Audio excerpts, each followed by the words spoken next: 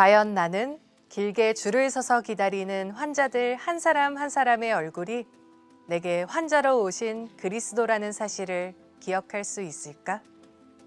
이 질문은 의사 안수연이 남긴 자문이자 오늘 우리가 마주하게 되는 도전입니다. 안수연. 그는 이름만으로 사람들의 가슴을 울리는 인물입니다.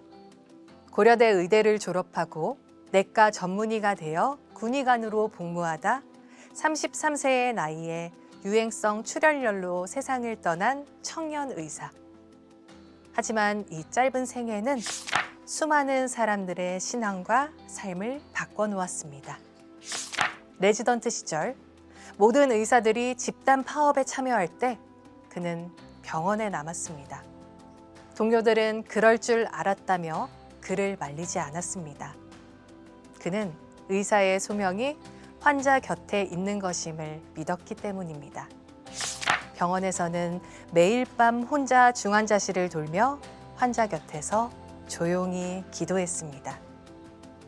때로는 아무도 모르게 30회가 넘는 헌혈을 했고 이름 모를 환자에게 책과 찬양 테이프를 선물했습니다. 환자에게 한없이 따뜻했고 그 사랑을 계산하지 않았습니다. 그의 가방에는 늘 책과 CD가 있었고 그 안에서 복음은 조용히 흘러나갔습니다. 그는 자주 코람데오, 하나님 앞에서 살아가는 삶을 고백했습니다. 그의 글에는 담백하면서도 깊은 묵상이 담겨 있었고 그 안에는 자기를 포기한 진짜 헌신이 있었습니다. 안수연의 죽음 이후 많은 이들이 그의 삶을 두고 말했습니다. 그 청년 바보처럼 살다 갔다. 그는 계산 없는 사랑이 어떻게 사람을 살릴 수 있는지를 보여준 사람이었습니다. 우리가 사랑하는 것들이 결국 우리를 말해줍니다. 지금 당신은 무엇을 사랑하고 있습니까? 그리고 그 사랑은 당신을 누구로 만들고 있습니까? 그 청년 바보 의사는 오늘 우리에게 이 질문을 남깁니다. 그리고 조용히 대답합니다. 예수님만 바라보고 살았던 바보. 그 삶이 성공이다. 이제 말씀 속으로 들어가겠습니다.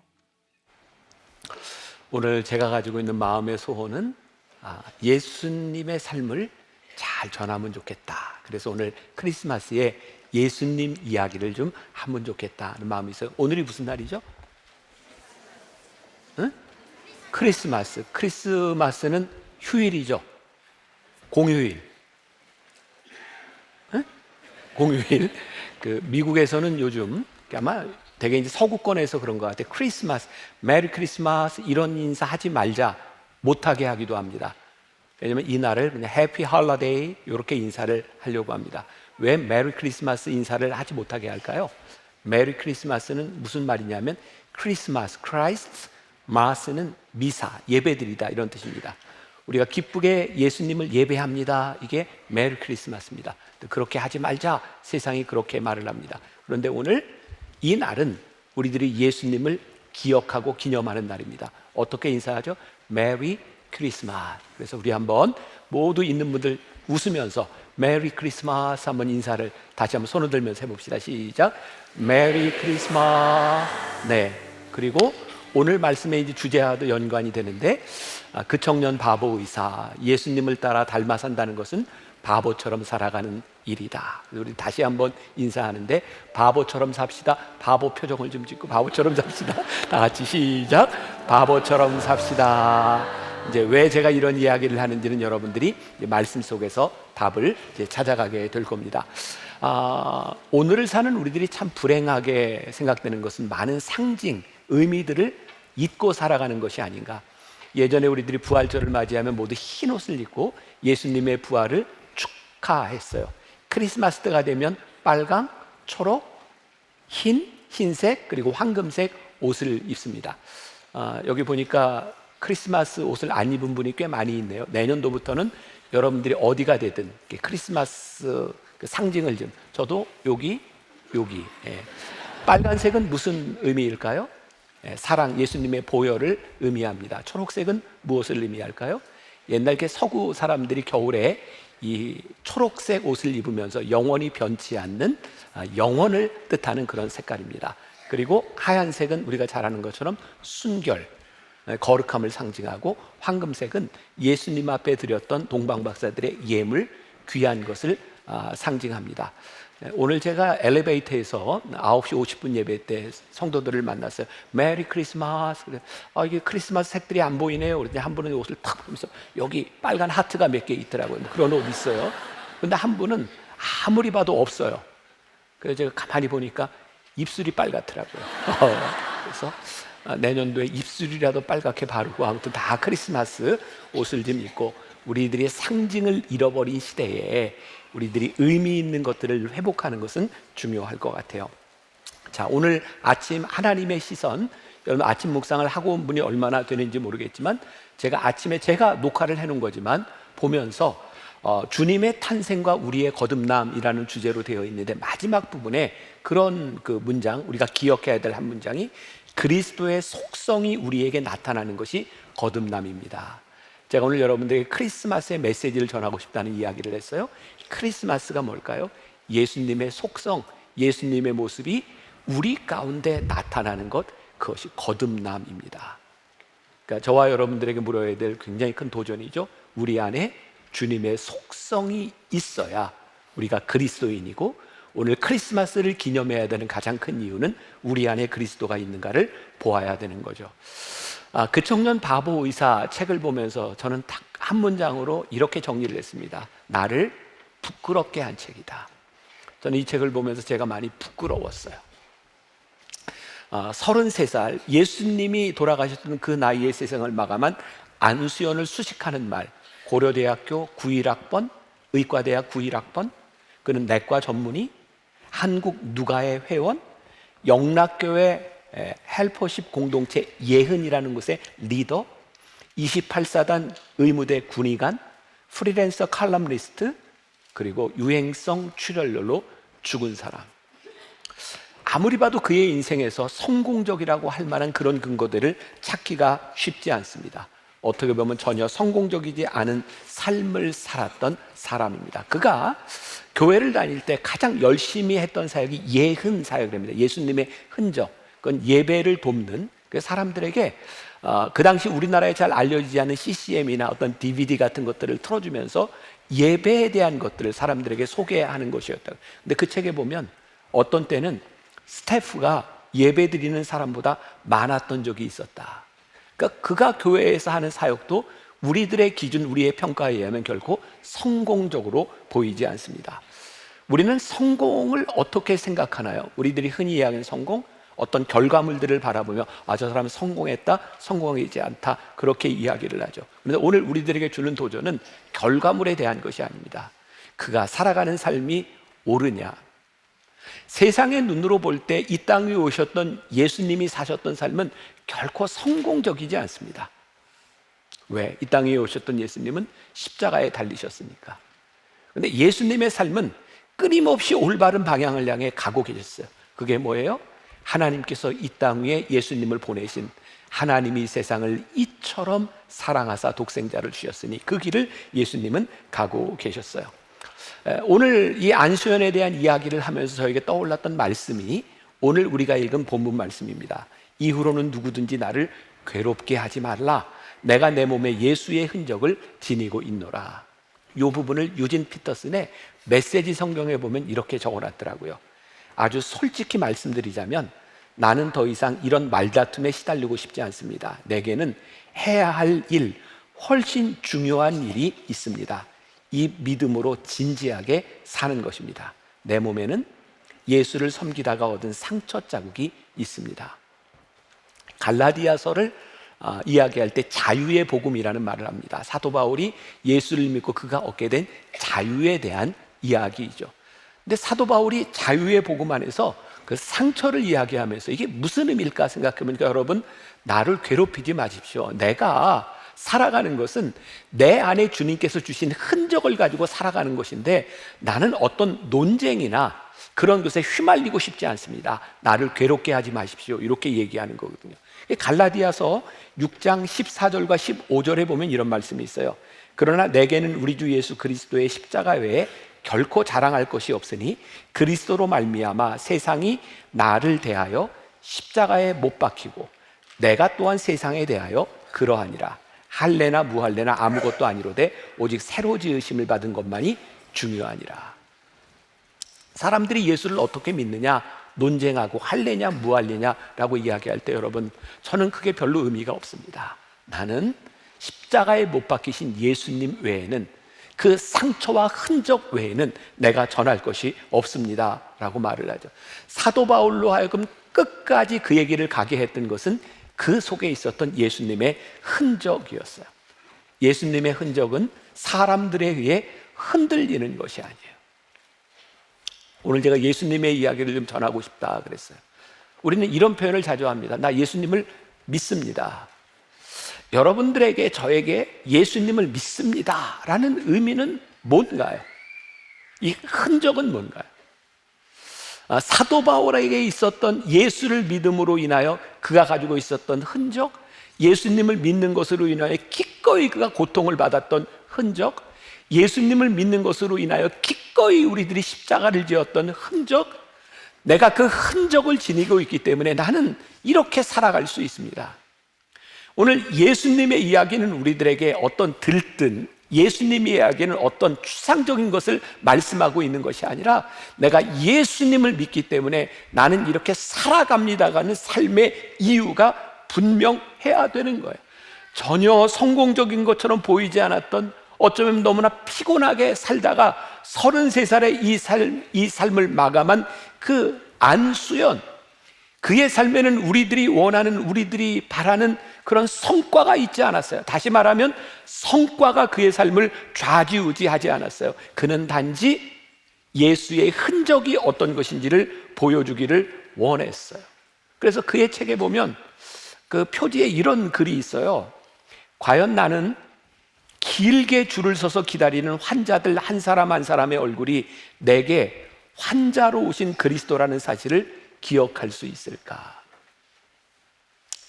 줄 서 있는 환자들을 바라보면서 그 한 사람 한 사람이 단순히 환자나, 아니면 조금 극단적으로 이야기해서 내가 의사로 살아가는데 저 사람이 나에게 경제적인 이득을 갖다 줄 사람이나, 그것이 아니라 그 사람의 얼굴 가운데서 나는 예수님의 모습을 보았는가. 제가 이 부분에서 부끄러웠어요. 내가 목회를 하면서, 오늘 이렇게 설교를 하면서 크리스마스에 지금 밖에까지 사람들이 꽉 차 있는 그 몇 번의 예배를 드리면서, 하나님, 저는 이 교인들의 모습 가운데서 주님의 얼굴을, 예수님의 얼굴을 보고 있습니까? 나는 어떻게 살아가고 있습니까? 제가 윤동주의 서시를 굉장히 좋아합니다. 죽는 날까지 하늘을 우러러 한 점 부끄러움이 없기를, 바람에 나는 잎새에도 나는 괴로워했다. 제가 어렸을 때부터 굉장히 좋아했던 시예요. 그래서 제가 목사가 돼서 계속 생각하는 게, 하늘을 우러러 한 점 부끄러움 없기를, 바람에 나는 잎새에도 나는 괴로워했다. 이 마음을 내가 지금도 품고 살아가고 있는가?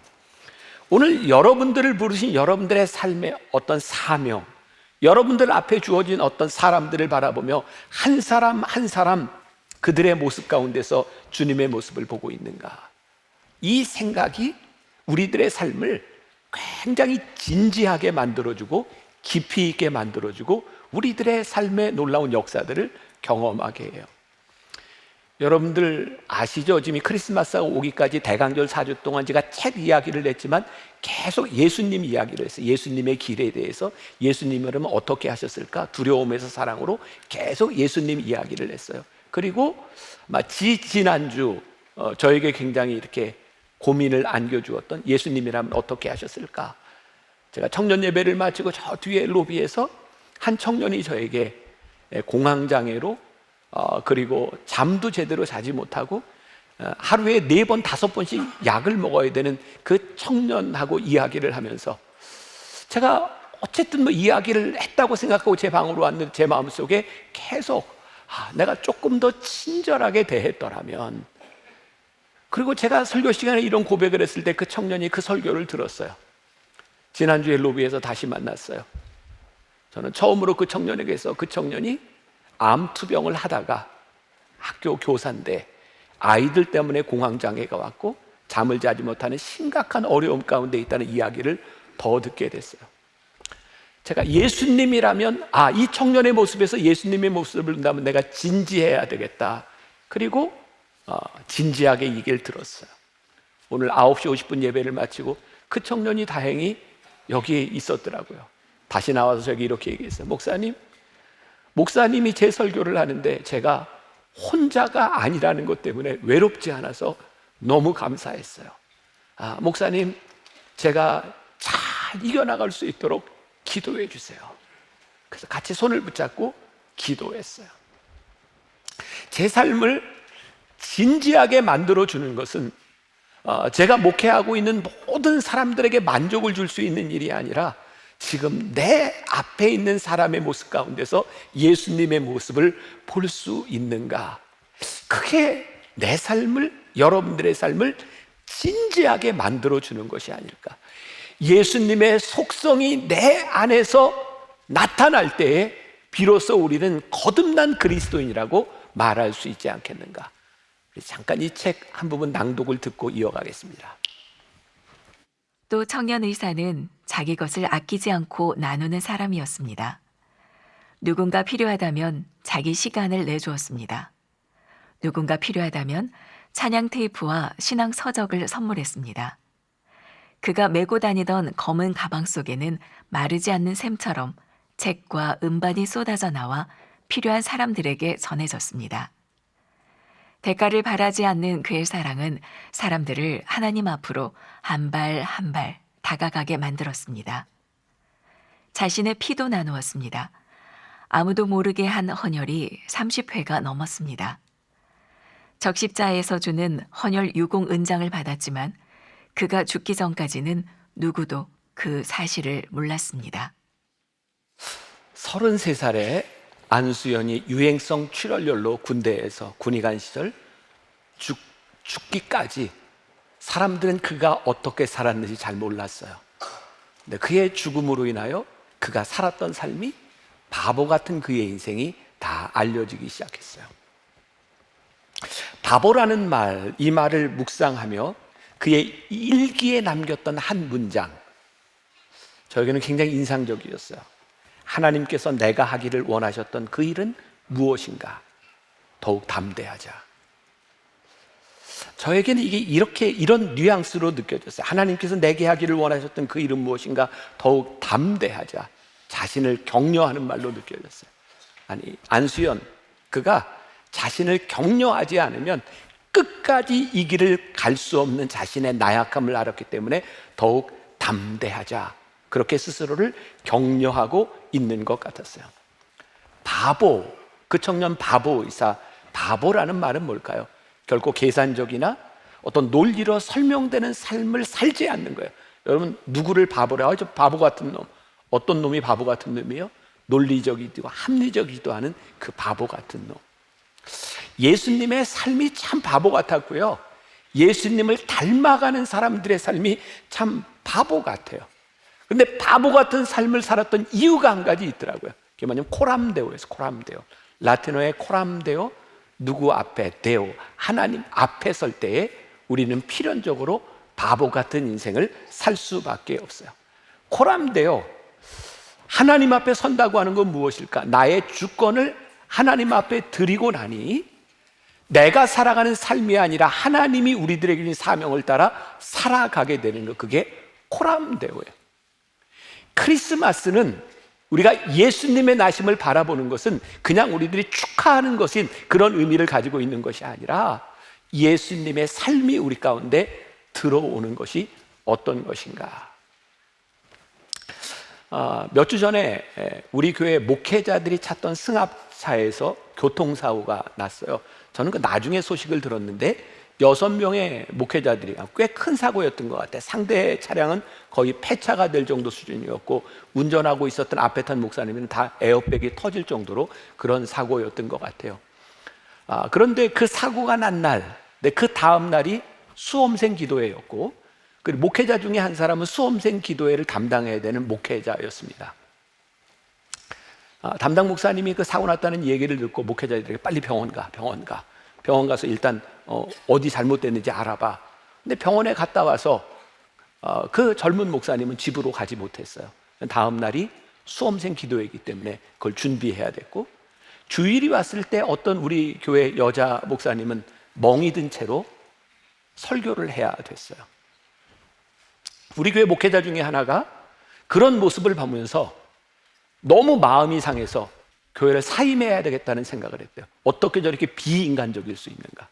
어떻게 사고가 났는데 쉬지 않고 일을 하게 하는가? 이거 너무 비인간적이다. 그래서 교회를 사임해야 되겠다는 생각을 했대요. 제가 그 젊은 목회자하고 이렇게 이야기를 하면, 제가 상담을 하면서 그런 얘기를 했습니다. 여러분들, 제가 지지난주입니다. 제가 지난주에는 허리 수술을 했지만 지지난주에는 제가 병원에서 일단 너무 아파서 신경 차단술을 받고 그걸로도 안 돼서 주말에 진통제 링거를 맞고 여기에 서서 설교를 하고 그 다음날 병원에 입원해서 수술을 했어요. 그리고 지난주에 제가 여기에서 설교하는 건 정말 힘들었어요. 아프고 힘들었어요. 그런데 아침 8시부터 나와서 저녁 7시까지 제가 해야 할 일들을 다 마치고 집에 갔어요. 제가 그 젊은 목회자에게, 내가 그 상태에서 진통제를 맞고 설교를 하고 수술을 하고 그 다음 주에도 섰던 나는 어떻게 생각하니? 그랬더니 멋있잖아요. 담임 목사님이 그렇게 한다는 게 너무 멋있다고 생각합니다. 제가 젊은 목회자가 이렇게 얘기를 했어요. 왜 담임 목사는 멋있고 네 동료 목사들은 멋있다는 생각이 들지 않니? 물론 설교를 할 수 없고 교통사고로 힘들 수 있어요. 그러나 하나님께서 나에게 주어진 이 자리이기 때문에 병원을 가지 않고 그 자리를 지킨다고 하는 것은 얼마나 멋진 일인가, 얼마나 바보 같은 일인가. 제가 지난주에 청년 설교를 하면서 주일날 3번째 설교를 하는데 정말 많이 힘들었어요. 근데 우리 청년 아이들에게 이렇게 얘기했습니다. 얘들아, 내가 왜 여기에 있는 줄 아니? 내가 이 말씀을 준비해 놓고 이 준비한 말씀을 전하지 않고는 견딜 수 없는 마음 때문에 내가 여기 서 있는 거야. 물론 내가 설교를 한 번 안 한다고 어떻게 되지 않아. 우리 교회 부목사님들이 설교해도 얼마든지 잘할 수 있어. 그런데 내 마음에 이 말씀을 준비하고 이 말씀을 전해야 되겠다고 하는, 크게 나를 여기에 서게 한 거야. 누구를 학대하거나 그 힘든 것이 잘못된 것이 아니라 우리가 살아가야 되는 코람데오, 하나님 앞에서 우리들이 살아가는 일들이 분명해지고, 그리고 하나님의 주권을 내가 드렸을 때 얼마든지 나를 내어드릴 수 있는 그런 인생, 그게 우리들에게는 무엇인가? 안수연의 책에 보면 이렇게 되어 있더라. 그가 그렇게 살았던 이유 가운데 하나는 그가 사랑했던 것 때문에 그는 그렇게 살았노라고.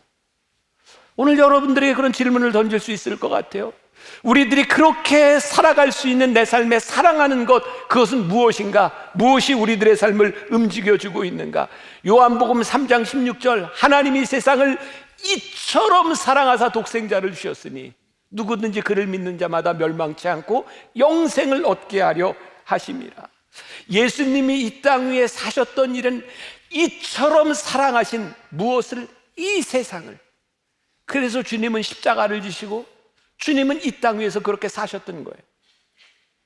우리는 우리가 사랑하는 것들 때문에 살아갑니다. 문제는 우리가 사랑하는 것이 무엇이냐는 거죠. 제가 쓴 글을 조금 읽어드리겠습니다. 그가 사랑했던 것들, 그가 무엇을 사랑했느냐를 보면 그 사람이 어떤 사람인지를 알아요. 제가 자주 쓰는 표현인데, 우리의 삶을 가장 분명하게 말해주는 것이 있어요. 그것은 그 사람의 죽음 앞에서예요. 장례식을 많이 가잖아요. 그 죽음 앞에서 사람들이 무엇을 기억하는지 아세요? 그 사람의 삶을 이야기합니다. 죽음은 그 사람의 삶이 무엇이었는지를 분명하게 이야기해줘요. 안수연, 그가 사랑했던 것들이 언제 밝혀졌냐면 그의 죽음 앞에서 밝혀졌던 일들이에요. 그래서 난 꿈이 있는데 내가 죽었을 때 우리 교인들이 나를 보면서, 아, 우리 목사님, 그 얘기 한마디면 난 성공한 사람이라고 나를 목사로 기억하면 좋겠다는 생각이 있어요. 여러분들의 삶의 가장 성공적인 것, 그것은 우리들이 사랑했던 것이 무엇인지를 통해 우리에게 분명히 드러나게 될 거예요. 예수님의 속성이 우리 안에 나타날 때 그게 거듭남이고, 예수님의 속성이 우리 안에 들어옴으로 인하여 우리들이 사랑했던 것이 무엇인지 그것을 살아가는 것이 우리의 인생. 그리고 사람들은 우리의 죽음 앞에서 우리를 얘기하게 될 거예요. 우리들 살아서 우리들의 삶에 얘기하는 사람이 많지 않아요. 그런데 우리의 죽음 앞에서 분명히 이야기하게 될 거예요. 바보처럼 살았던 안수연을 보면서 떠올랐던 단어가 하나 있었어요. 그건 헌신이었어요. 우리 교회에서 헌신이라는 말을 얼마나 많이 써요. 헌신이 쉬워요, 어려워요? 어려워요. 왜 어려운지 아세요? 우리는 헌신하면 그 헌신의 결과물들이 무엇인가를 늘 생각하죠. 그래서 이런 표현을 할 수 있을 것 같아요. 헌신의 기대는 헌신의 가장 큰 방해 요소다. 우리가 왜 안수연의 삶을 바라보며 세상적인 눈으로 성공적이지 않다고 이야기하는지 아세요? 그가 헌신한 것만큼의 기대가 나타나지 않았기 때문입니다. 그게 세상이 바라보는 시각이에요. 주님의 속성이 우리 가운데 들어온 사람들은 결과물을 바라보는 것이 아니라 우리들이 헌신해야 되는 가치, 우리들이 사랑할 만한 것이 무엇인지, 그 사랑에 대한 가치가 무엇인지가 분명히 세워지게 될 때 우리는 그런 인생을 살아가게 돼요. 헌신은 나에게 주어진 삶에 내가 최선을 다하는 거예요. 어쩌면 누군가는 헌신이라고 부를지 모르지만 나에게는 그게 헌신이 아닐지 몰라요. 단지 나에게 주어진 일, 그가 하나님께서 나에게 주신 일에 대하여 담대하자라고 말했던 것처럼 우리들에게 주어진 삶을 잘 살아가는 거예요. 오늘 여러분들에게 또 도전합시다. 저에게 하는 말이기도 해요. 우리는 하나님께서 나에게 주어진 일에 대하여 얼마나 담대하게 살아가는가. 크리스마스에 우리 주님이 제일 기뻐하실 일이 무엇일까? 기쁘다 구주 오셨네. 저는 이 찬양이 아니라고 생각해요. 주님의 모습이 우리 안에 그대로 드러나는 거예요. 낭독 하나만 더 들어봅시다. 서로가 얼마나 사랑하는지 보여주는데 좋은 방법은 가끔씩 오버하는 것이다. 공동체란 원래 사랑을 표현하는 데 있어 약간 오버하는 것이 정상이다. 나와 상대방이 얼마나 가까운지 머릿속으로 계산하고 배려할 수준을 결정한다면 예수님은 우리에게 이렇게 말씀하실 것이다. 세상 사람들도 그 정도는 하느니라. 우리가 이같이 너희를 사모하여 하나님의 복음으로만 아니라 우리 목숨까지 너희에게 주기를 즐겨함은 너희가 우리의 사랑하는 자 됨이니라. 세상 사람들도 그 정도는 하느니라. 세상 사람들도 그 정도는 하느니라. 헌신이 우리 앞에 있을 때 우리를 늘 타협하게 하고 유혹하는 게 있어요. 세상 사람들도 늘 그 정도는 하느니라. 그 정도에서 우리는 타협할 때가 많이 있습니다. 근데 헌신은 좀 오버하는 겁니다. 이렇게까지? 네, 그렇게까지 하는 겁니다. 그게 헌신입니다. 하나님이 세상을 이처럼 사랑하셔서 독생자를 주셨던 일은 하나님 그렇게까지? 독생자를 주시기까지? 그렇습니다. 그게 하나님의 사랑이에요. 예수님의 십자가를 보면서 누가 그런 표현을 했죠? 이렇게 두 손 달리 예수님의 십자가가 이 수평으로 쫙 퍼진 이 예수님의 십자가는 한없이 우리를 사랑하시겠다고 하는 주님의 사랑의 표현이에요. 그렇게까지? 예, 그렇게까지 하는 겁니다. 헌신은 좀 오버하는 겁니다. 오버할 때 헌신이 나타나는 겁니다. 돌아가신 안병무 선생님의 말씀을 이 책에서 안수연이 인용을 하고 있어요. 사랑에는 두 가지가 있다. 저절로 해지는 사랑이 있고 해야 하는 사랑이 있다. 진짜 사랑은 해야 하는 사랑이 저절로 해지는 경우. 그게 진짜 사랑이다. 얼마나 어려운 일인가요? 해야만 되는 사랑, 그리고 저절로 해지는 사랑. 바보처럼 살아라. 몇 년 전 우리 교회 변화산 기도의 주제 기억하세요? 예수 바보. 그때 한 분이 저에게 이런 얘기를 했어요. 목사님, 너무 불경스럽게 예수 바보라는 말을 쓰면 어떡합니까? 예수 바보가 어떤 의미였어요? 예수님만 바라보자 라고는 의미였고, 우리가 예수님을 바라보며 우리도 바보처럼 살아보자는 거였어요. 제가 수년 전 영락교회 집회를 갔습니다. 집회를 마치고 나오는데 어떤 할아버지, 그분이 이제 원로 장로님이셨어요. 저에게 이렇게 찾아와서, 목사님, 제가 안수연이 아버지입니다.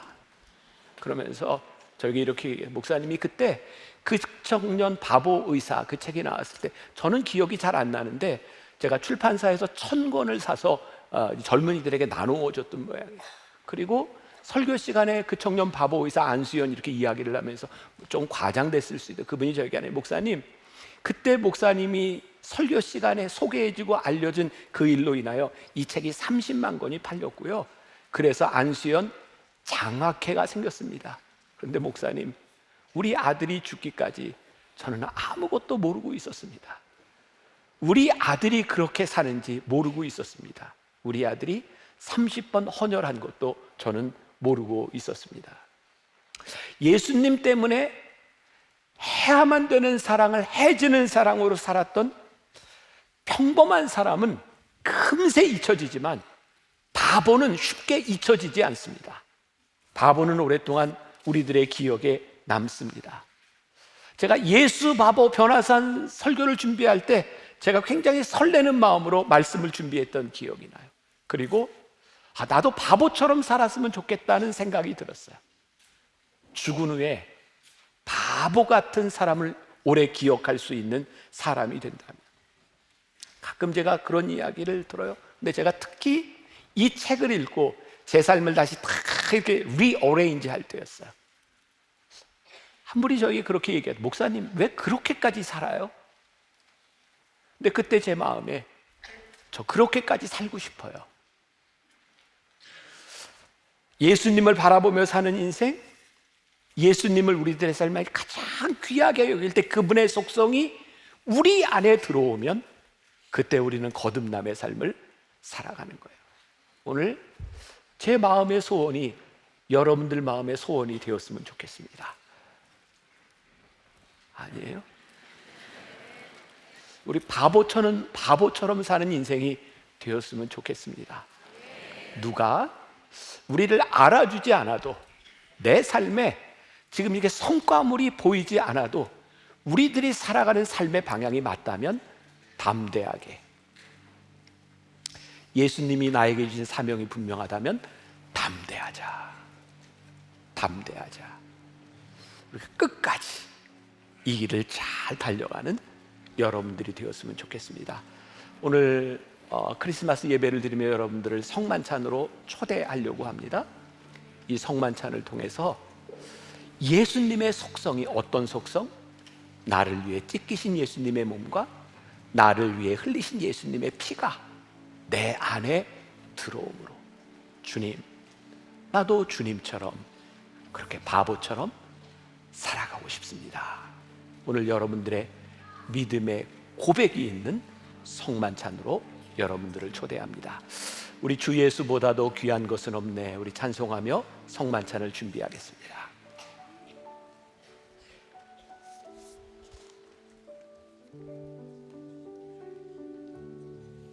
주 예수보다도 귀한 것은 없네. 이 세상 부귀와 바꿀 수 없네. 영죽을 내 대신 돌아가신 그 놀라운 사랑 잊지 못해.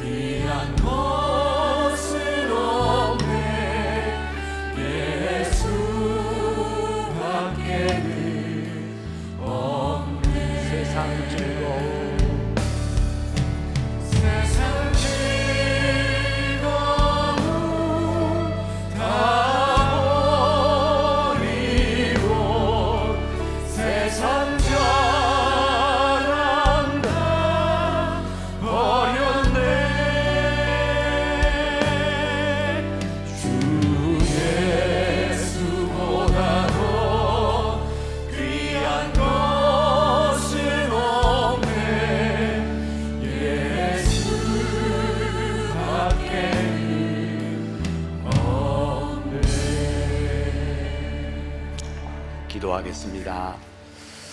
하나님, 오늘 크리스마스에 우리 사랑하는 성도들이 주님 앞에 나와 예배합니다. 크리스마스는 예수님이 이 땅에 왜 오셨는지, 이 땅에 오신 예수님을 닮아가겠다고 결심하고 우리들이 믿음으로 고백하는 시간입니다. 주님께서 우리들에게 보여주셨던 바보처럼 인생을 사셨던 우리 주님을 본받아 나도 기꺼이 바보 같은 인생을 살아가겠습니다. 이렇게 다짐하는 귀한 성만찬이 되게 하여 주옵시고, 주님이 성만찬을 우리들이 거행할 때에 우리 가운데 역사하시는 하나님의 성령이 임하게 하여 주옵소서.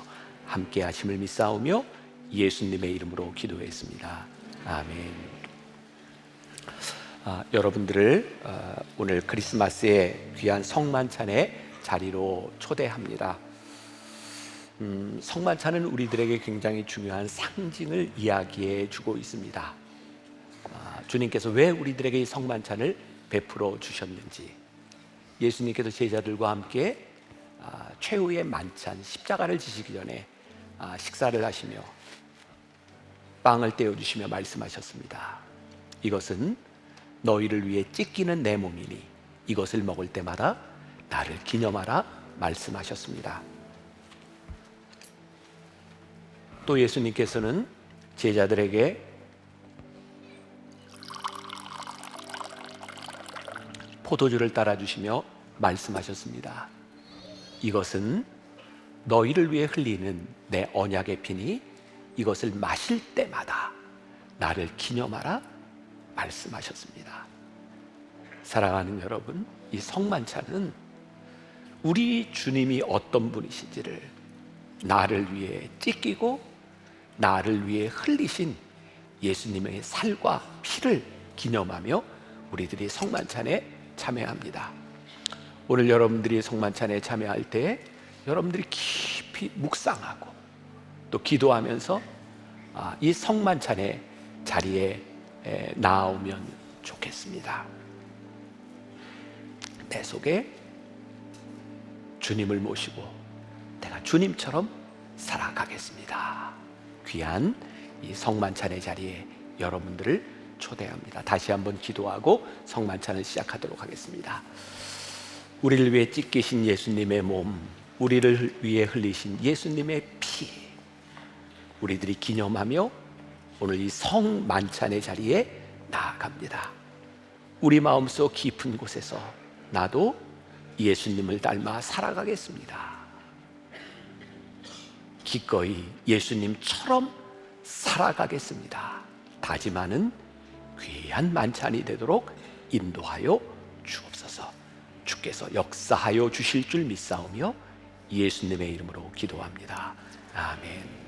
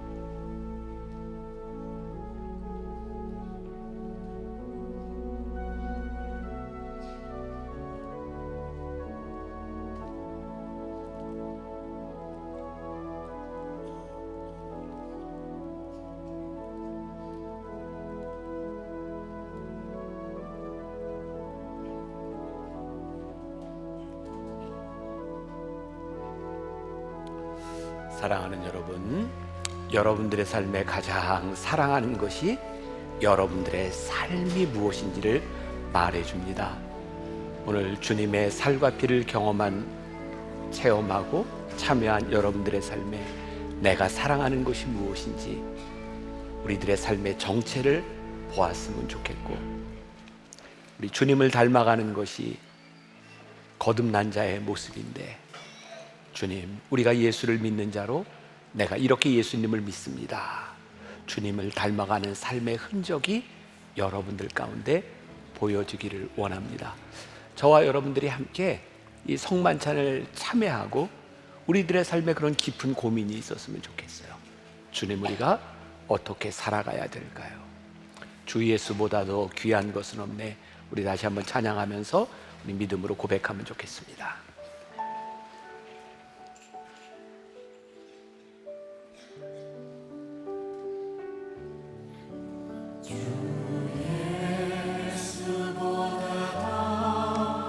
귀한 것은 없네. 이 세상 부귀와 바꿀 수 없네. 임축을 대신 돌아가신 그 놀라운 사랑 잊지 못해. 세상 즐거움 다 버리고 세상 자랑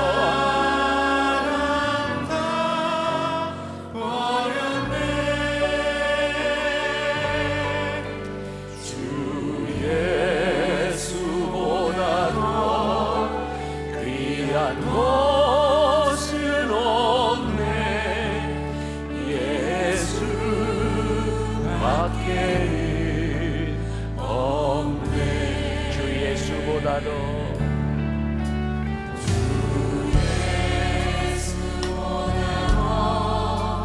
귀한 것은 없네. 이 세상 명예와 바꿀 수 없네. 이전에 즐기던 세상 일도 주 사랑하는 마음 뺏지 못해. 세상 즐거움 다 버리고 세상 자랑 다 버렸네. 주 예수보다 더 귀한 것은 없네. 예수밖에는 세상 즐거움 세상 즐거움 다 버리고 세상 자랑 다 버렸네. 주 예수보다 더 귀한 것은 없네. 예수밖에는 없네. 크리스마스에 우리 사랑하는 성도들이 주님의 성만찬에 참여하였습니다. 오늘 하나의 의식이 아니라 우리 가운데 역사하시는 주님을 고백하게 하여 주옵시고, 우리들이 담대히 세상으로 나아가 기꺼이 주님 닮은 바보처럼 그렇게 살아가게 하여 주옵소서. 지금은 우리 주 예수 그리스도의 은혜와 하나님 아버지의 무한하신 사랑과 성령의 인도하심이 주님 나신 날 주님을 기억하며 주님 닮은 사람으로 살아가겠습니다. 담대히 고백하며 세상으로 나가는 당신의 사랑하는 모든 백성들 위해 지금부터 영원까지 함께 하시기를 간절히 축원하옵나이다. 아멘.